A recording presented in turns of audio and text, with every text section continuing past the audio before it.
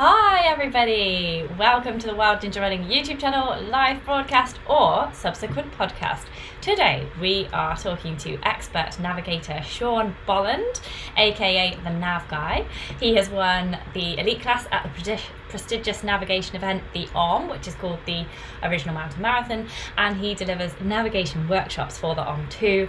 He's going to help us get better at navigation while we do our trail and ultra running today, so he's going to give us 3 top tips and possibly a few more. So Sean, thank you so much for joining us today. Have you been navigating today already, or will that come later in the day? Later in the day possibly, but I've just navigated my way down to the train station to drop my son off. He's getting a train out back down to Coventry where he lives. Oh, really? I'm from there.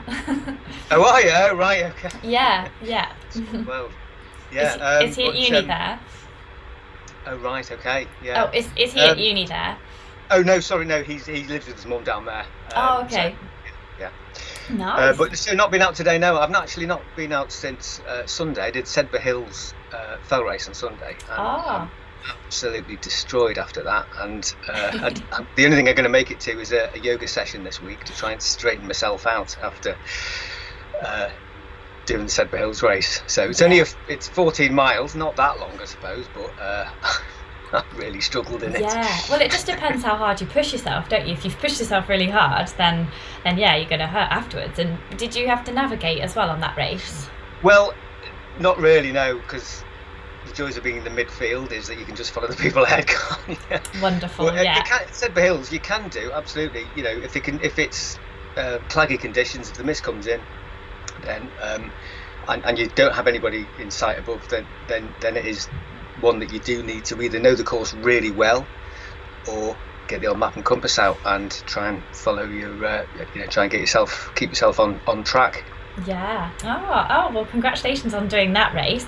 I am quite interested to know how, like, before we dive into all the mistakes that we're all making with our nav and what it really takes to improve, can we sort of wind the clock back a bit to just tell us how you got into running and into navigation? Like, what came first, the nav or the running? Well, both at the same time, I would say. Oh, okay. So I've been running on the trails in the hills for over 40 years, which when I say that, I think, wow, that's a long time. Really? It is a long time. You don't look that old, just for anyone watching on YouTube. You look about 40 That's to me. very kind of you to say that. Yeah. Well, I turned 50 this year, so I'm now at 50. Really? Oh, wow. Yeah. Well, I wouldn't have had you down at 50. And yes, so I started out orienteering as a kid. So I started orienteering competitively when I was 8. Oh, wow. So was it a kind of a family thing then? Yeah, a lot of people at my sort of era that got into orienteering, it was sort of a family-ish type sport, and quite a lot of travelling involved. But that's where it all came from, and I did a lot of orienteering competitively as a youngster, and then as a teenager into my very early 20s, and then switched more to fell running for various different reasons. I just enjoyed that sport a bit better. So that interest in navigation was there right from the start. Orienteering is a great sport. It really is proper navigation, map reading, and it's a great skill to have. It was a great skill to have as a kid, in that it makes you sort of aware, it's able to read maps, read plans, which for my work in the past has been quite helpful. And that's where, for me, that's where it all started. But at the same time, I was also very keen runner. So in the local athletic club, cross country, sneaking onto the fell a little bit as a youngster as well. So the two there went together. Okay. So I've always been keen on navigation and maps and all that sort of stuff, and I've carried it through right the way into adulthood. And I've started over the past 5 years or so. I started doing navigation courses because there's a lot of background knowledge. I've done various mountain marathons in the past, and what I've found is that there's a lot of people out there that just don't quite have the basics, which and it doesn't take that long to get your head around them, to get a bit of basic expertise nailed, and then it really opens up the mountains for you. You know, it really does, doesn't it? It does, yeah. You know, you can do a lot more. I think you'll find a lot of people that go into the hills. You know, they go to the same places, what have you. But you know, with the basic skills, you can really broaden the horizon. Yeah, and route planning is one of my favourite things to do. I don't know if you can see, if you're watching on YouTube, there's a map behind me of my local area, and I often use it just to plan local routes and things.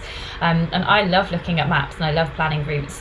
I'm quite intrigued, before we get on to these, you've hinted there at what we might, what kind of easy little things we might start doing to get basic nav going, but I'm intrigued about the OMM, the original mountain marathon. So you've won the elite class at the OMM, which not only requires like running about 26 miles but navigating really proficiently on the move as well, so you're more than qualified to be talking to us today here.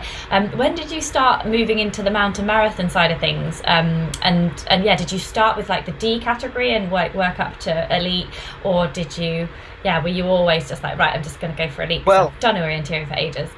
Yeah, I mean, I was always competent on the navigation side, and I was mainly into sort of, say, I got more into fell running, and certainly, you know, in years gone by, in the fell running scene, you know, you'd focus on the championship races, and then at the end of the season, heading into winter, you'd have the OMM, and a lot of people would then just simply do the OMM. I was always keen to have a go. I mean, going back a bit even before that, really. But the first mountain marathon I ever did was, I was only about 12. I think I did this thing called a Capricorn, which is a mini mountain marathon. So I'd done a few very early on, but then I never actually done an OMM itself. I just, for whatever reason, I never actually got around to doing it. So the first one I did was just went straight into the elite class. Why not? So that's what my we all do. advice is, you know, the best advice is really just to sort of start on the low, on you know, say the B class, or even a medium score. Yeah, I did the D class one year when there was D's in one of them. I can't remember if it was the Hagloss Highlander or the Lamb, when the Lamb was still going. I'm sure I've done a D, which is like walking round a few of them and sleeping in a huge tent. Oh, you had to carry with you obviously as well, yeah. So you got that extra weight on board. But yeah, and I think, you know, just for me, I was quite happy to go straight into the elite class. I was running quite well at the time, you know. I was in my 30s, you know, good old days when you got less injuries and what have you. Less children sometimes. Absolutely, yeah, all the things come along. So I went straight into the elite class. But I think for most people, I think, you know, just sort of take bite-sized chunks. If you're a bit nervous about the navigation, just start at the bottom one and get one under your belt, and then you think, wow, that was quite easy, quite enjoyed that, and then you can move up a category and just sort of keep going if you want, and then, you know, get up to A or possibly elite class or the long score. Yeah, it's a really nice project, isn't it, navigation? Because once you've got, you know, like if you've done a few trail runs and ultra runs, and you're looking to make it a bit more interesting, looking for that next step maybe. Navigation is a really nice sort of side step, because it can open up a whole different world of races to you. But so you've set up the Nav Guy, and you do a lot of work with like Mountain Run, the OMM, and in your many years of experience coaching, have you come across, like, say, a few major just common mistakes that you see runners making time and time again? Are there things that people just always do? There is, yeah. There's a few ones, yeah. Which the kind of things that everybody probably already knows about. So, but, you know, and it's always worthwhile. I don't know though. If people are really new to nav, then they might not know. Like, they might not. Like, I know people. I've worked in offices before where people don't even know what the blue lines mean. You know, like, that's a river. Like, they don't even know what that means on a map. So yeah, people could be listening to this who have never even looked at a map, and they just run on roads before. Yeah. Well, yeah, I would say, you know, probably the one thing to take away from any course I would do, and take away from this chat here today, is that whenever you look at your map, to make sure it is orientated, or to make sure it is the right way up. Different ways of saying it, pretty much the same thing. I think what I found is that a lot of people, when they go out onto the trails or go out to the hills, they get a map. Let's get this one. See, they'll have a map and they'll think, right, okay, I just want to see where I am, and they'll have it so that it's like they're reading it like a book, so that the place names are going upwards, because you can sort of see the logic in that. But as we know, the map is a representation of what's on the ground, and it needs to relate to what is on the ground, so it needs to be orientated.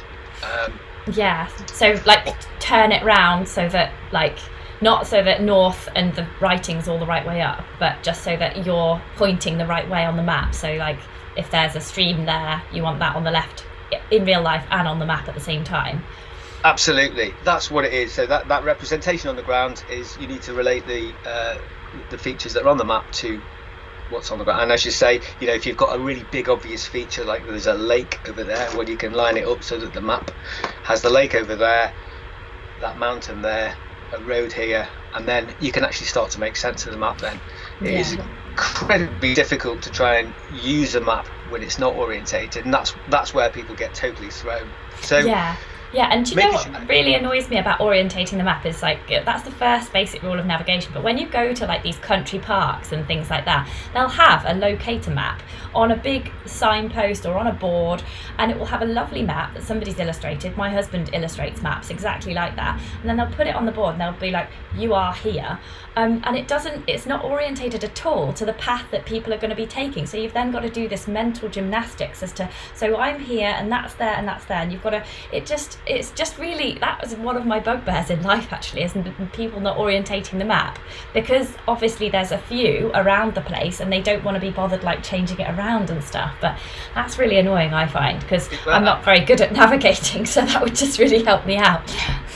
I like the term there, mental gymnastics, which, you know, you're absolutely right, and I know what you're saying. You've got to be quite good really to be able to mentally turn it all around, and then be able to use the information. With a bit of paper, it's a bit easier, so to avoid those mental gymnastics, make sure your map's orientated, make sure it's the right way up. And I think what throws a lot of people with this real basic thing is that if they then orientate the map and it's sort of upside down or partially upside down, the fact that the place names are upside down, I think people just get thrown by that, because you're so used to reading a magazine. Yeah, you think it's wrong, don't you, if the place names are upside down? Yeah. So there we go. That's one thing that's the first thing you do whenever you have a look at the map. Make sure it is orientated. And you know, it's funny really. We say this to people, and you know, it makes a lot of sense. I think, oh yes, that's a good idea. And then people will do it. Okay, right, yeah, just, you know, you can line that up with that, and that's all looking good. But then, like, you know, the following day or a few hours later, or people will still revert back, not looking at it the right way up. So you know, even though you can say these things and explain these things, I think, you know, it really is. Some people then, for whatever reason, they just sort of like stop doing it. So I think it's keeping it going, and just saying to yourself, if you are gonna navigate, if you are gonna do a map marathon or whatever, then you've really got to nail that one and get it bottomed out. So would you say that's the most important thing of all then, just making sure the map is turned round in the right direction to the direction that you're going? I would say so, yeah, absolutely. Okay. It does make sense. But at the same time, whenever you do orientate the map, I would also say use your compass as well to make sure it actually is the right way up, because you know what can happen is that you can say, okay, right, there's a nice ridge over there, and there's a nice path coming down there, and you can think, okay, you could line it all up, but you might be lining up the wrong things. Okay, yeah. So, and this is, you know, particularly when it's misty, it can happen quite easily. So, whenever you look at the map, make sure it's orientated, and an even better one is use your compass just to double check that it actually is the right way up, and quite often that can just nip a lot of mistakes in the bud. Yeah, or you could be doing like a 180 degree error. I've done that before, where I've like, you know, there's similar things on each side, and you've gone like backwards instead of forwards. Held the map completely the wrong way around. How far did you go when you did that 180 degree? Oh, I've done it many times. So many times where I couldn't possibly comment. But that's a really good one, and I'm pleased that you've brought the compass up so early into the chat, because I think that people really get scared about using a compass as well, because they think, oh, it's got a turny dial, it's got all these numbers on it, it's all what's bearings, oh no, like that. But all you're really doing is just checking that if north is, say, pointing that way on the compass, that the lines on your map are also pointing that way, and that means you've got it held the right way round. It's probably easier if people go on one of your courses to actually learn about this, because if you're listening on the podcast or watching us on YouTube, it might even still be alien to you what we're talking about. So I do advise people go on one of your courses. But yeah, I think that just using that compass to check whether north should be that way, you know, if you're wanting to go south on your map, check that you are actually, that is a path going south. Don't know if I've expressed that in the right way, but yeah, I think you just need to use the arrow bit of the compass. You don't have to look at all the numbers. I mean, you did say quite a thing that people will see a compass. I mean, here's a silver Type 4 compass here, and you know, you've got the bezel, the spinny bit, and you've got numbers all around the side. You've got all sorts of markings on it. Yeah, and it's confusing, and it looks like a really complicated bit of kit. It does, and you can do all sorts with it, but the thing that you're doing most of the time is using the floaty red needle.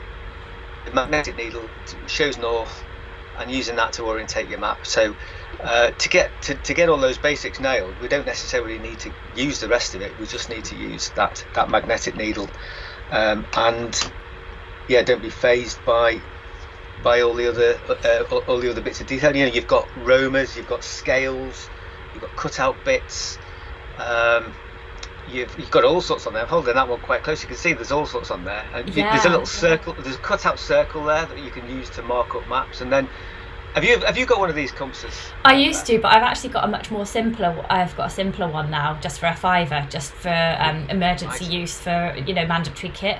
Okay. Yeah, and it's got the numbers on and a little magnifying glass, but I just use it for the north read basically. Yeah. I've rarely had to take a bearing in a fell race. I mean, in a trail race. They're usually way marked. Bearings was for when I used to do hiking, which I now just speed up and call it running. So yeah, so that, you know, you don't want to be phased by all the detail on there, and there is all sorts on there. I mean, on this one, there's this sort of little dimple here in the top left-hand corner, and I never knew what that was for. Yeah. What is it for? Well, it silver. Been making compasses for many decades, and they've got a background in the military as well, because obviously, you know, particularly during the Cold War, things were heating up a little bit, so pre-GPS devices, and there was certain military versions of the silver Type 4 that had, I think, radioactive paint on some of the markings. Oh. And it was some kind of radioactive warning or something like that. Oh, okay. And so it's just like, the point being really is that it's completely of no use to us as trailers. Yeah. It's another example of excessive stuff on something like this that you don't necessarily need for basic things, but when it comes to traveling. Yeah. So just the north arrow, just to check that you're going in the right direction that you want to be going. I would say so most of the time, yeah. And that's why I quite like these compasses here, you know, these wrist compasses, where all you've got there is a big fat needle, really. Yeah. And not much else, because you know, you don't necessarily need much else. Yeah. And that goes on your wrist, does it? That looks really handy, because it does, yeah. And well, the other thing about this is that this has got the Silver's jet needle on it, which is basically bigger than the other one, and it's more stable. So from a running point of view, and you know, a lot of the people on here will be interested in running. We're moving quicker over terrain, aren't we? We're running, we're bouncing around a little bit, so that needle can just sort of float about and dance around a little bit as a runner. But the jet needle, still do, it's a bigger magnet basically, and it's more stable when you're running. So it's a good one to get. So you can get those jet needles on a base plate compass, which I've got that version of that one as well. But the wrist one here is quite nice for certain things, and you can just sit over your wrist like that, and you can you can be running along and it just sort of sits there. Yeah. It sits there great. so that your map stays the right way up, and you can thumb the map a bit easier, which we'll maybe mention in a moment. And so there we go, really. So I suppose the one thing I like to say to people is that there is more than one type of compass, and it's quite handy to have one of these. Maybe have a base plate compass as well. You can really sort of go to town, buy yourself some extra Christmas presents, and have more than one type of compass. Yeah, I'll link up to those in the film description below, and in the podcast show notes as well. So if anybody wants to get their hands on one of those, I'll just put the links in there. I suppose one thing I would say is to think about your compass as a piece of kit.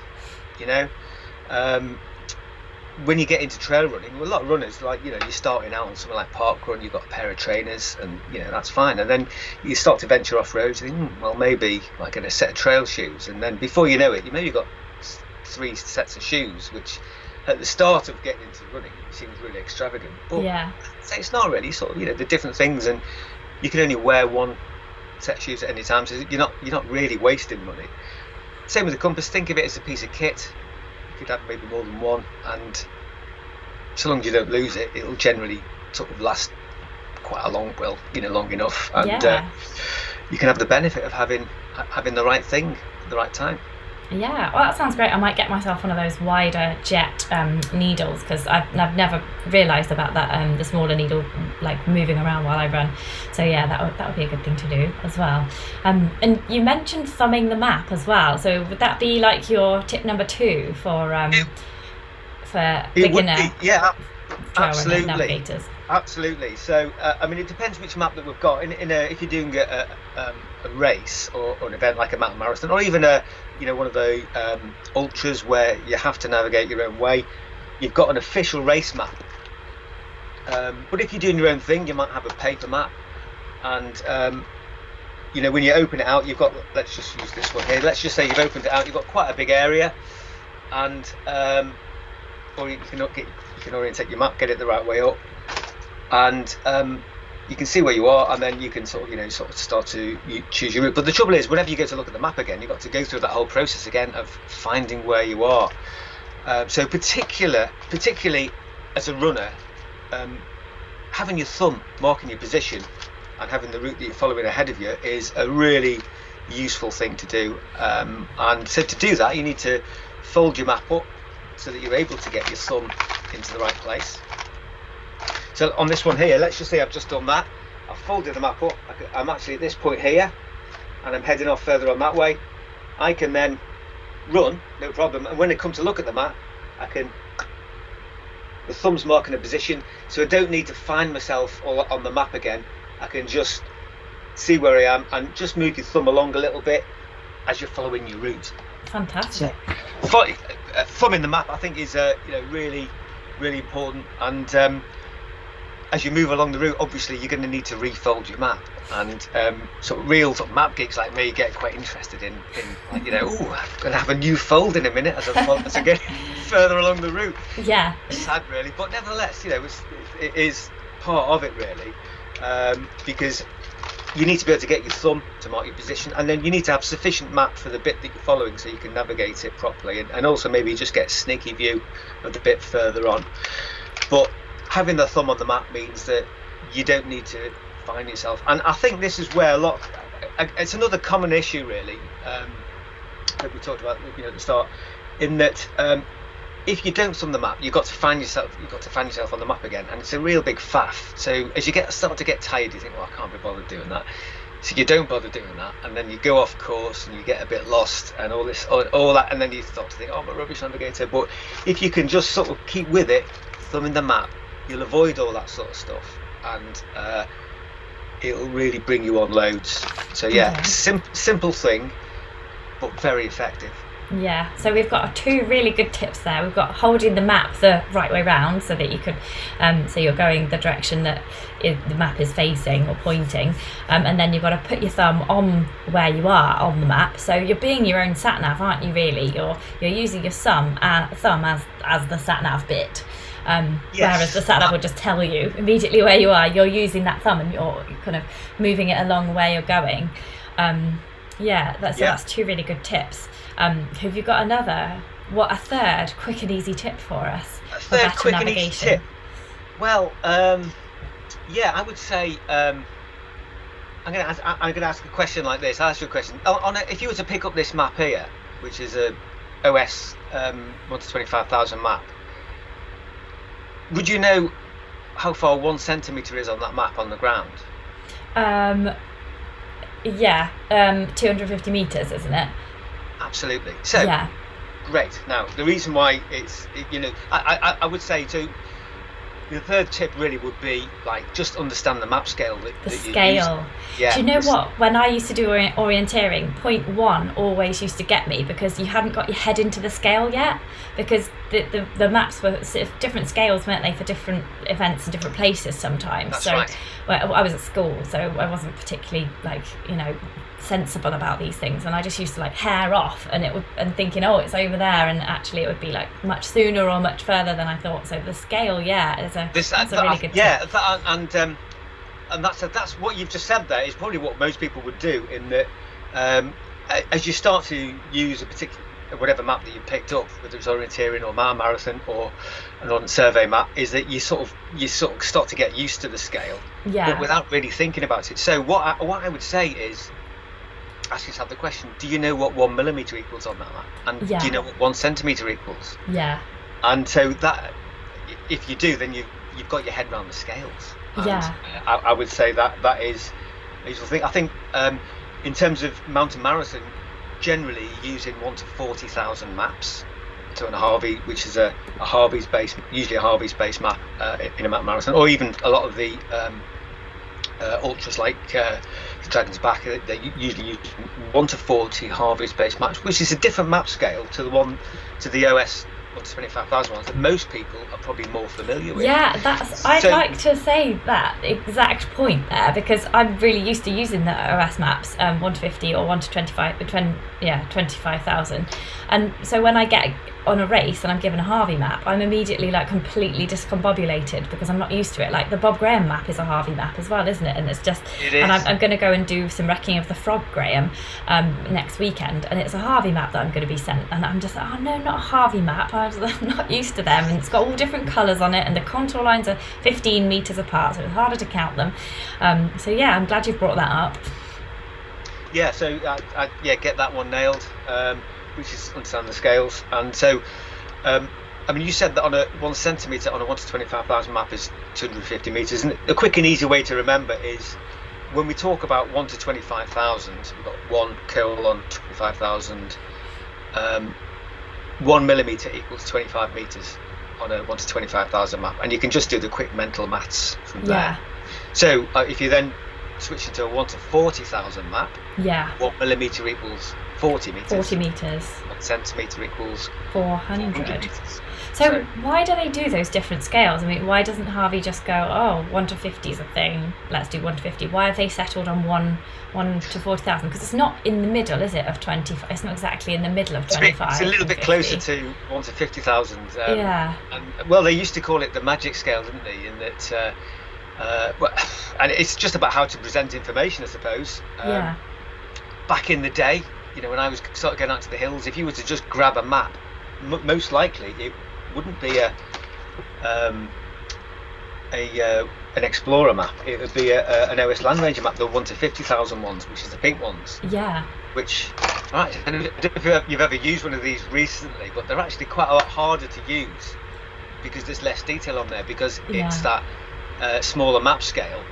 Yeah. And so you've got to be sort of quite handy really to be able to use these successfully. And they don't have all the paths on either. They don't have all the paths on. They don't have walls, fences. Yeah, especially in the Lake District. Used all the time. There's fewer streams on there. It is definitely a bit trickier using these fellas. But into the 90s, the OS then started to expand the coverage of the Explorers, and now you've got full national coverage with these ones. So these are the go-to maps that people use now, and there's loads of detail on these ones. But if there's a downside to these ones, I'd say there's maybe too much detail. So what you've got is not enough, too much. So Harvey sort of slid in the middle somewhere and said, we'll go from 1 to 40,000, and their maps generally, the information, the data is presented a bit more simply, so it's clearer to read. So even though it's in the middle but a bit closer to 1 to 50,000, it is, because the data is a bit more, they just give you what you need to navigate, whereas the OS tend to give you all sorts everything. of stuff. And on OS, they're serving everything. They're not specifically for sport, are they? Whereas Harvey's more of they call them the super walker and everything, don't they? So they're designed for hill walkers and runners, and they make specific race maps as well. So that's it. They're putting on the things we need to see. So maybe I should get more involved with them. But I really, I do find it really much easier to count a 10-metre contour than a 15. Like the maths to do the 15-metre contour when you're tired is a lot harder than 10, don't you think? I just need to get better at maths? I do.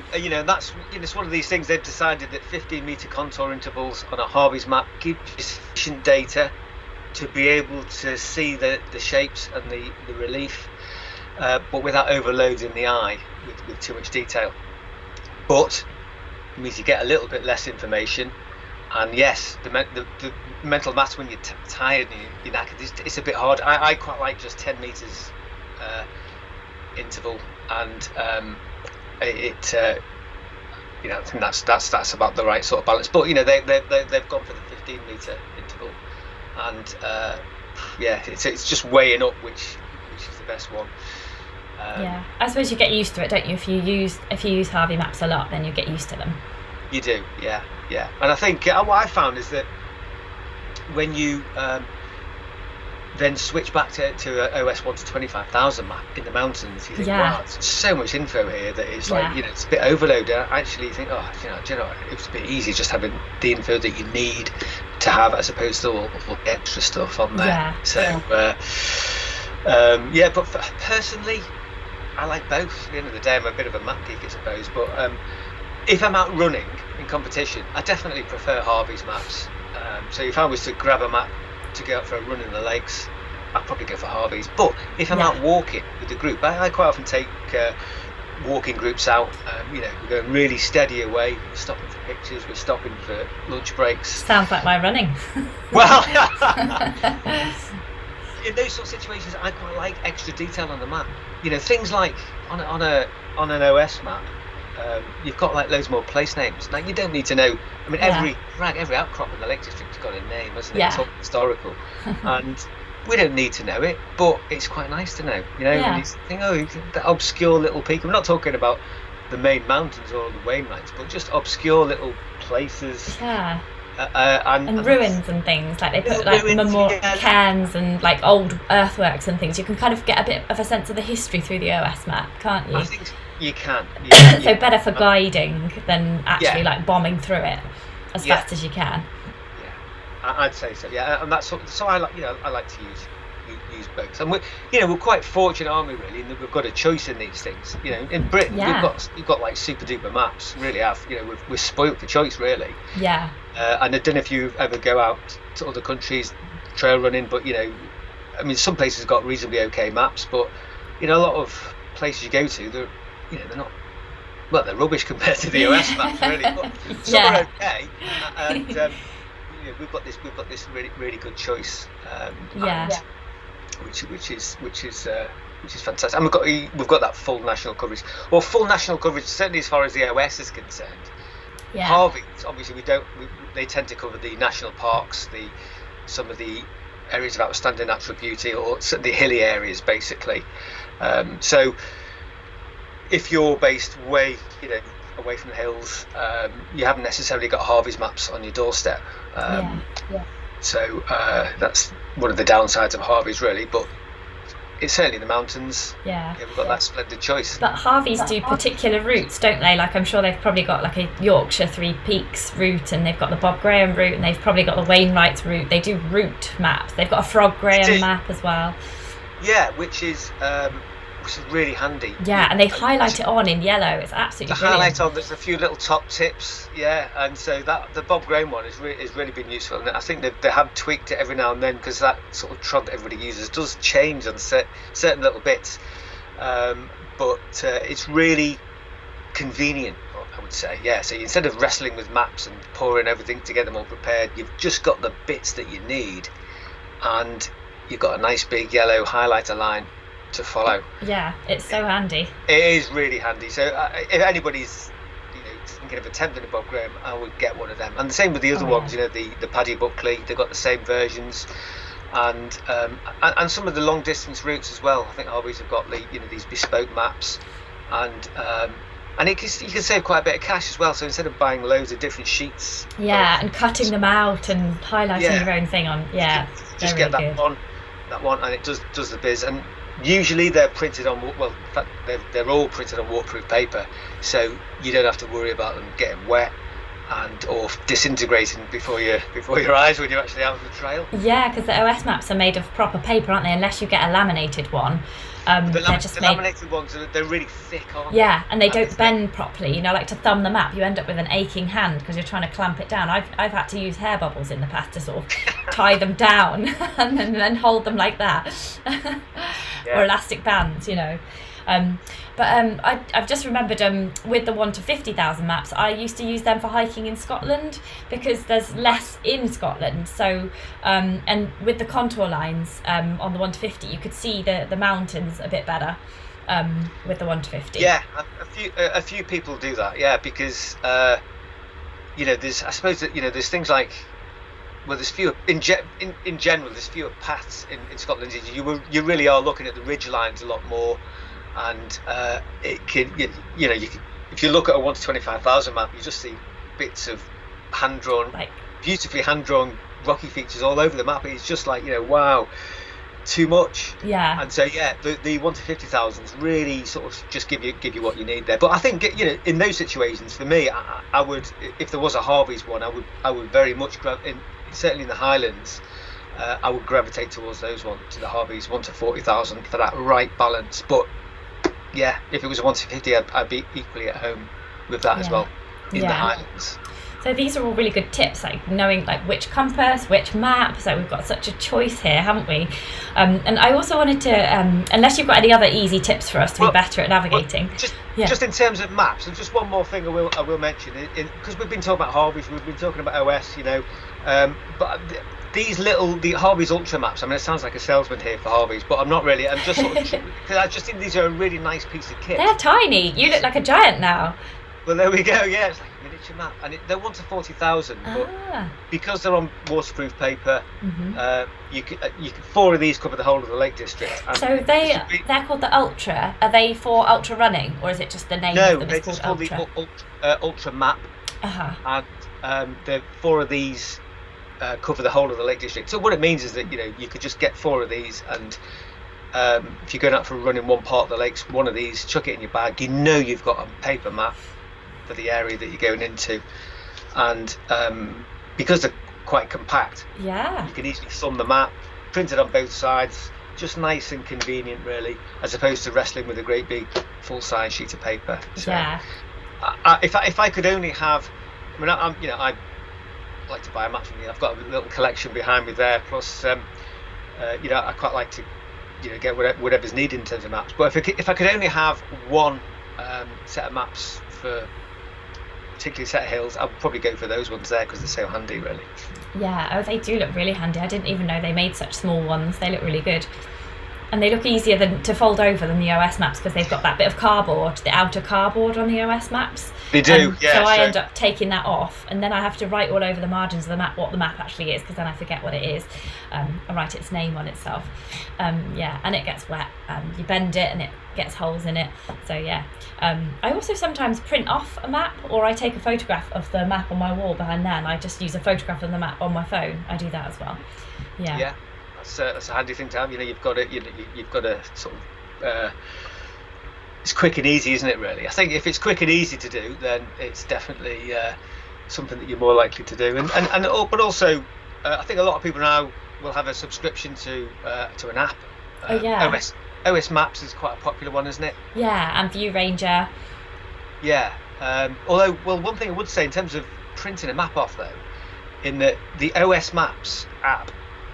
It's a great, really handy little thing, isn't it? You can, if you're out and about, you can just flick it on. You've got your 1 to 25,000, 1 to 50,000 maps on your device, really good. I use it all the time, not just for running, but for all sorts of other stuff. Yeah, it's amazing. But for you, whatever it is, I think it's about 25 quid a year, maybe 30 quid a year. It's really good value. Really good value. But you've got to remember, you can also print maps off off the same account. So if you were to go onto your computer at home, log on to the same account, you'll bring the desktop up version in the browser, and then you can print off a little section that you need. So instead of having a great big map, you can just print off either A4 or A3 and get it sealed up, a little laminated pouch or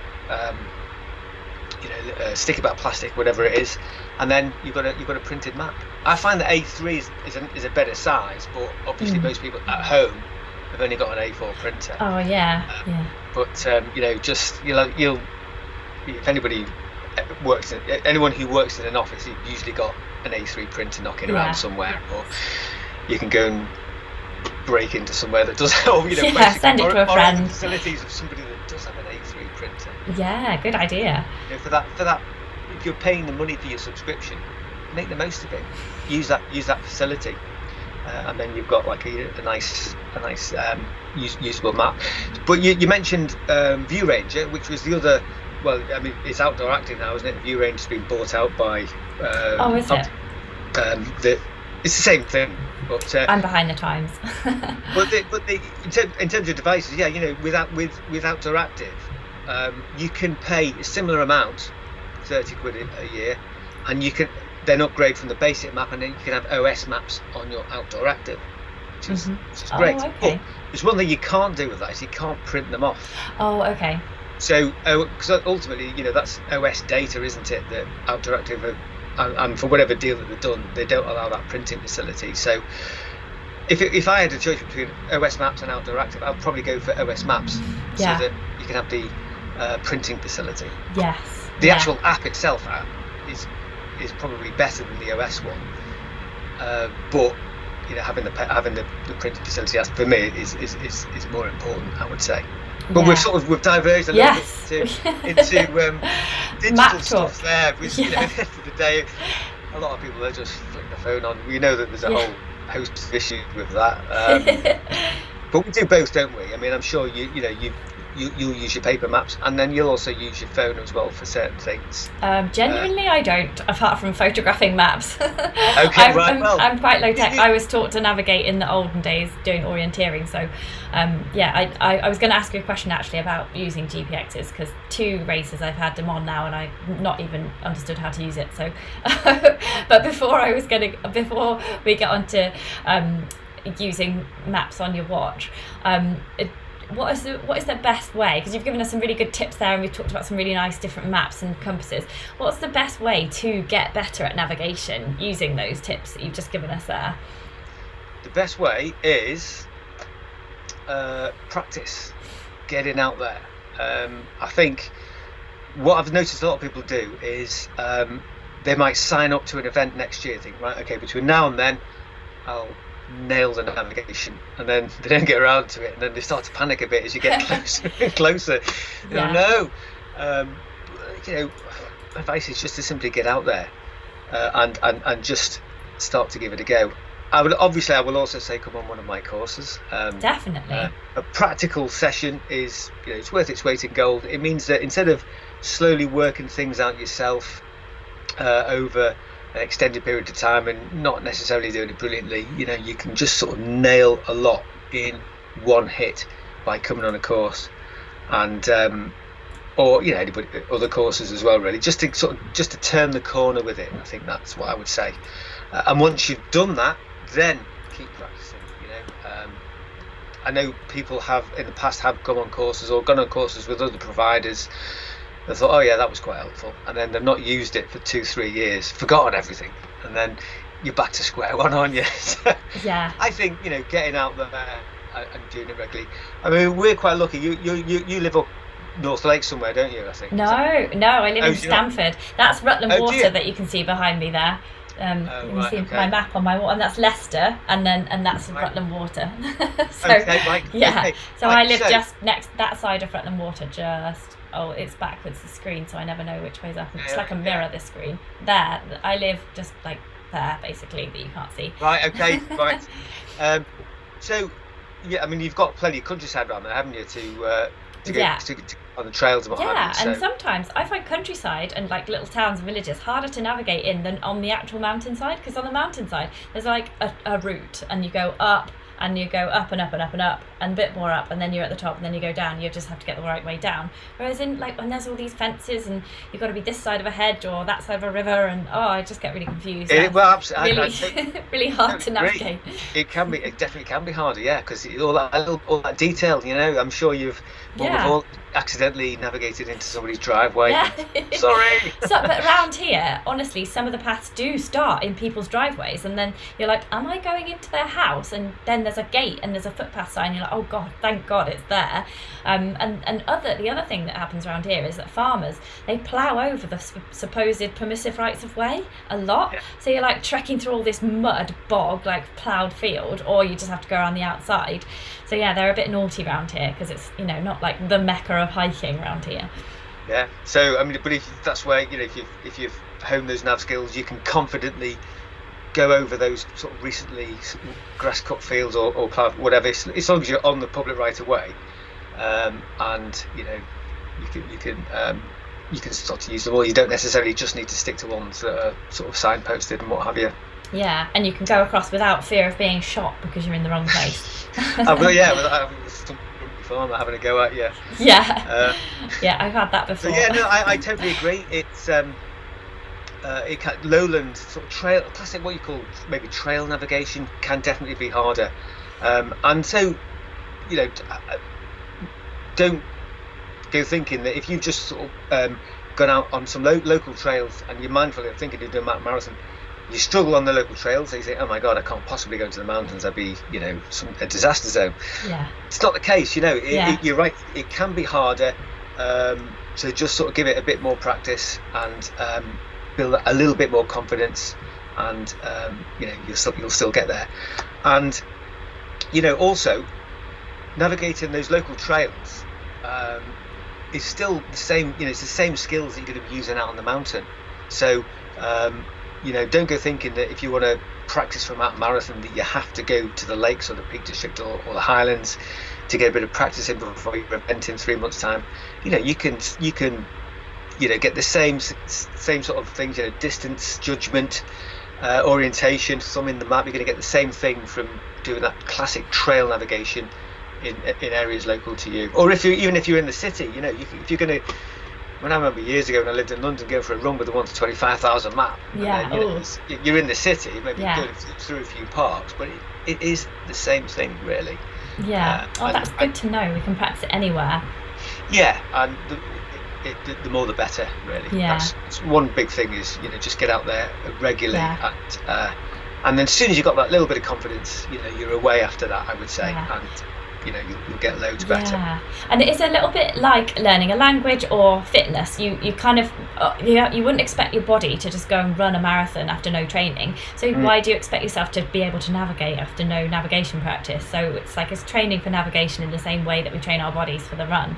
And with that in mind, I've been training a lot for ultras recently, and I'm finding that I'm using poles a lot.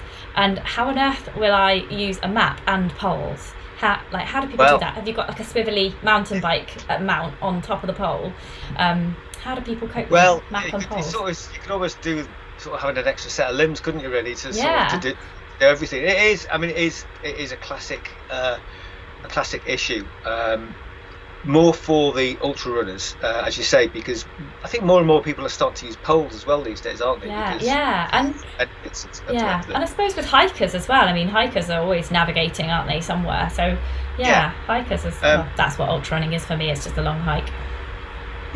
So I think going back to a few little things that we've talked about before, the choice of compass can be quite important, or certainly how you fasten the compass onto you. I mean, so for me, I use poles as well, but I'm not so much of an ultra runner. I just use them for the sort of shorter distances. If I go out for an hour, 2 hour run in the Lake District, I'll quite often have my poles with me.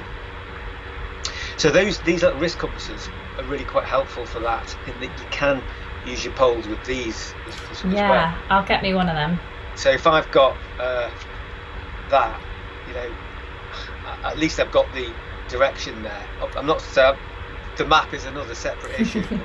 But that is quite helpful. You can wear it over your thumb like that, or you can have it. If I was doing an ultra, where the navigation isn't necessarily that hard, is it, on a lot of these things? But and you're going a bit slower if you're using the poles. So I would maybe tend to wear this one like a watch. Yeah. If I was doing like an ultra, and have your watch on, the normal watch on the other side. Yeah. So you've got your compass there, and I think if you're doing your own thing, if you organise a map that's not a full-size sheet, I think if you've got poles, it's going to be just nigh impossible to use one of these. Yeah. So Ordnance Survey map would be impossible. Race, I think you need to, get yourself an A3 printout of the bit that you use. But if you are doing a race and you've got an official race map, like say the Dragon's Back each day, you're going to get an official, a new race map. You can just about sort of still have that in your hand. But I think the key thing is have somewhere on your vest that you can stash the map. Yeah, very it's really quickly, and very easily. Obviously, when it comes to running vests or waist pouches or whatever it is that you use, you've got to have the necessary race kit. And you're then thinking about gels or access to your nutrition to stop you from falling apart. But where the map goes, super important. And if you are going to use the compass, sometimes people would have their a sort of a base plate compass stashed on there. But the key thing is being able to get at it quite easy. And so that you might, with poles in your hand, you can still use a map like this.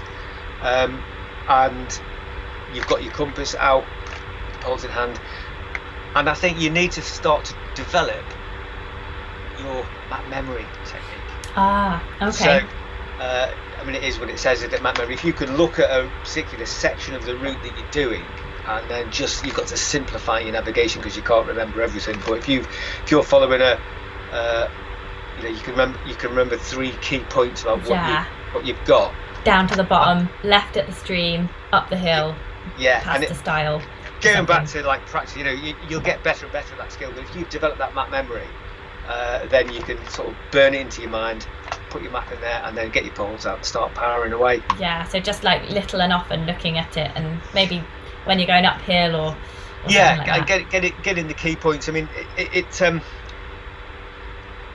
navigation for an ultra is. The nature of the sport is the distance, isn't it? It's not the fact that you got to navigate is because it's too much course to waymark, so you have to skills. But with mountain marathon, the navigation is actually part of the event, and that is sort of a skill in itself. So the navigation on an ultra is generally going to be different. Easier. And also on ultras, brings me to my last question, which is about using GPXs on a watch, because most of the ultras are like follow your GPX on your watch. So I duly downloaded the GPX of the Lakeland 50, put it on this watch, and then in the Lakeland 50 I started it at the start, and then there was one point where I was on my own and I looked down at the watch to the navigation bit, and all I could see was a straight line and an arrow on it, and I was like, how am I supposed to navigate from that? And I tried to zoom in, and then it zoomed out again when I next looked at it, and I was like, oh, this is a pile of rubbish. I'm just gonna follow. I'm gonna wait for someone and follow them. I did have the map obviously because they give you one, but I was trying to be quick about things. I was just wondering what you thought about races saying that you can use the GPX, because I really struggle with it. And do you teach how to use GPS watches? Because if there's no features on it, how am I supposed to use it as a there are ones with features on obviously, but it's so tiny, how are you supposed to use it? It's having it all set up right, isn't it, and having the right sort of data on there. It's a sort of a big question. I think a lot of people want to just get a GPX so that they don't have to think about it all.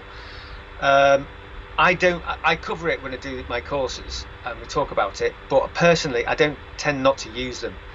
First of all, they're quite expensive, aren't they? When they can work, they can be really helpful, but it's a lot of money. After 3, 4, 5 years, things start to go wrong with them, so you've got to spend a load more money. So I tend not to use them for that reason. If you are going to use them, I think you could do with having spending upgrade to have the OS data or Harvey's data. Definitely. Otherwise, it's just a breadcrumb trail with an arrow. And what use is that? I suppose if you've gone off course, that's useful to tell you. But then how do you get back, and how do you know where you are? It's like absolutely, So nowhere. I would say, but it costs a bit to get the unit in the first place. But then the cost of getting the data on there, I mean, it varies depending on the device, and it can cost an arm and a leg to get all the OS data on there. And again, that's where I find it like a bit too much financially to have that.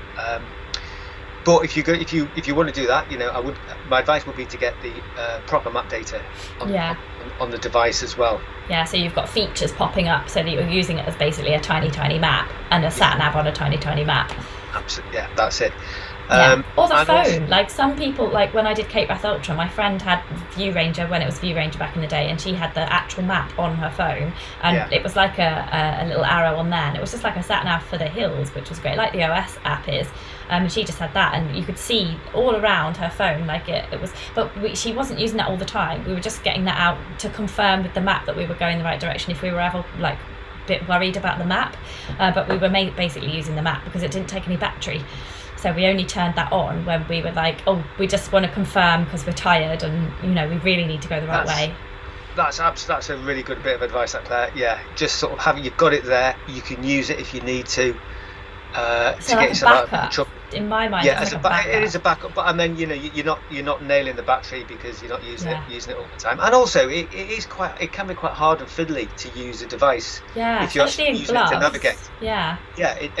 For me, I would say it's really useful to help you out if you, as you say, you're knackered. Or you've gone a bit astray. Instead of going through the whole process of relocation, you can just flick it on and say, right, I see what I've done.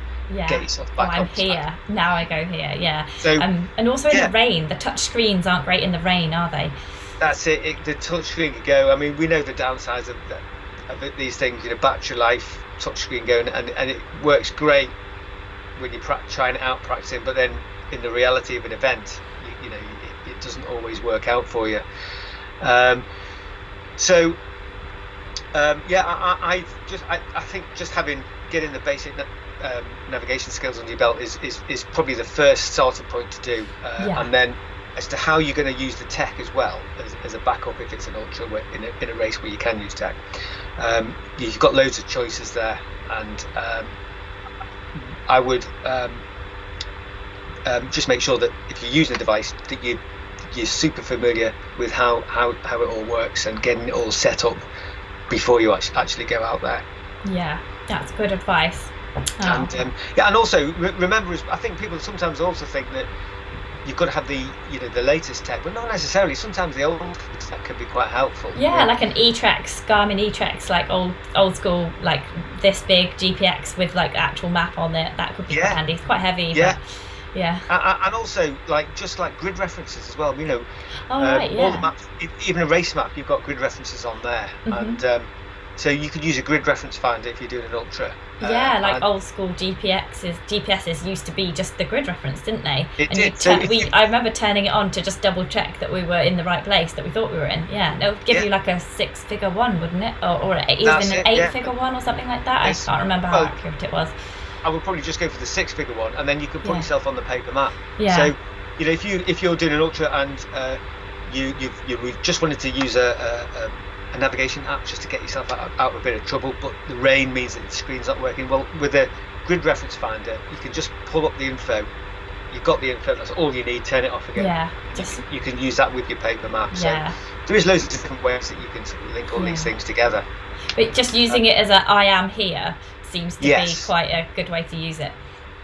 I think so it's weighing it all up. I know a lot of people might have a sort of Phoenix 6 or a watch, and they don't want to, all they want really from it is to know if they've gone off route, which you can set it up and have your little beeps to tell if it's got a bit pear-shaped. It's all you've got loads of options there basically. I think we want to make sure that we don't get confused by having too many options. And the other thing I would say is that regardless of the tech and the maps that you're using, if you're doing something like an ultra, burning in as much of the route into your mind is worth its weight in gold as well, because even if you're using a device to keep you on track, use it for navigation a little bit.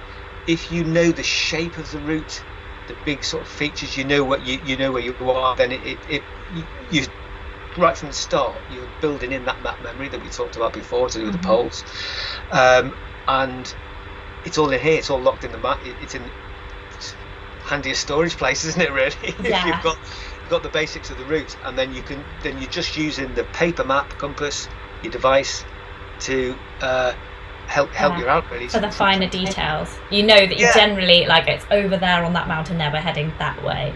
Yeah. And I mean, another example about this is somebody who not that long ago who was doing a Bob Graham.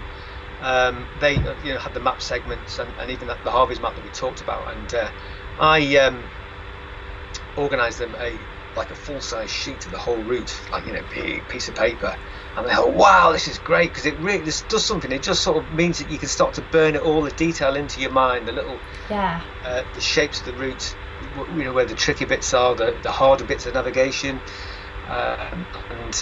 so that's a bit of advice I would say. So if you're doing a get the overview, just sort of get it all burnt into the mind as much as you can, and then that's going to give you a really good heads up on the day itself. Good starter for 10. Awesome. Oh, well, that's been brilliant. Thank you so much. I think we've all learnt a lot, and I've managed to air some grievances there, so that's been really good. Thank you so much, Sean. We do really appreciate all that advice. It's been most enlightening. I also feel raring to go to pick up a map and plan a new route and practice my navigation right away. That all thanks to you. So just to end up, can you tell us how people can find you online to book a course with you and follow what you do? So I've got my social media up down as the Nav Guy on Instagram and Facebook, and I'll be putting some courses up there in the near future, or if you want to message me about any sort of bespoke course, you can generally get me through the Nav Guy. Quick search is gonna pull it up. So that's the quickest and easiest way really, is to contact through there and see any courses that I'm going to be having on, and also courses via Mountain Run as well, up in the Lake District. So I do a lot of work with Charlie Sprouse and Mountain Run as well, so that's another option you can book on via there, and hopefully maybe see some of you out there on one of these courses, or build up that basic nav skills, bit of confidence, and you'll be flying. Awesome. Well, thank you so much. Everybody, follow Sean and book onto one of his courses to improve your navigation, maybe make it your winter project. And I just want to read out a couple of live comments, because obviously we had lots of people watching live. So Tadeusz says, thanks, very interesting. Lisa says, lots of useful advice, thank you, and a smiley face as well. And David R said, this was fantastic, thank you both. So just a flavour of the comments coming through there. So thank you very much, Sean. Have a great rest of the summer, and we'll see you out and about, map in hand, hopefully. Great, thanks for that. Bye everyone.